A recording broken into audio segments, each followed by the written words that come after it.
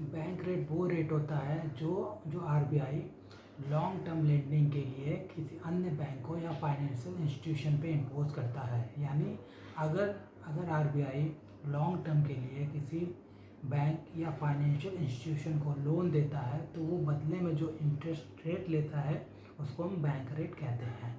Repo rate की अगर हम बात करें तो ये short term lending interest rate होता है। जब आरबीआई किसी बैंक और फाइनेंशियल इंस्टीट्यूट को शॉर्ट टर्म के लिए लोन प्रोवाइड करता है तो बदले में जो वो इंटरेस्ट रेट चार्ज करता है उसको हम रेपो रेट कहते हैं। रेपो रेट को हम रेट ऑफ रिपर्चेज भी बोलते हैं।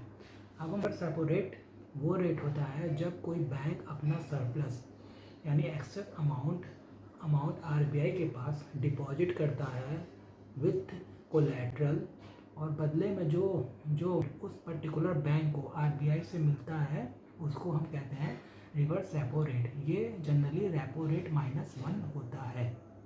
तो और ये कोलैटरल बेस्ड होता है। स्टैंडिंग डिपॉजिट फैसिलिटी रेट वो होता है कि जहाँ पर कोई बैंक अपना एक्सेस अमाउंट आरबीआई के पास डिपॉजिट करता है बिना किसी कोलैटरल के और बदले में जो वो इंटरेस्ट रेट से ऑब्टेन करता है उसको स्टैंडिंग डिपॉजिट फैसिलिटी रेट कहते हैं।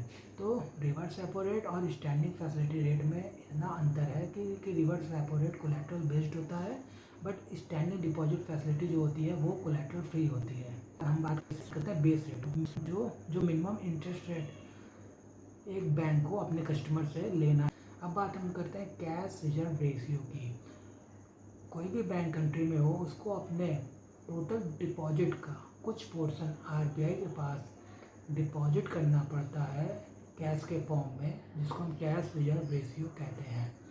और एक होती है statutory liquidity ratio.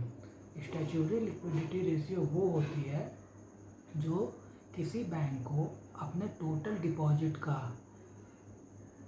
Some amount RBI के पास नॉन कैश फॉर्म में यानी लिक्विड फॉर्म में डिपॉजिट करना पड़ता है तो हम उसको स्टैट्यूटरी लिक्विडिटी रेशियो बोलते हैं।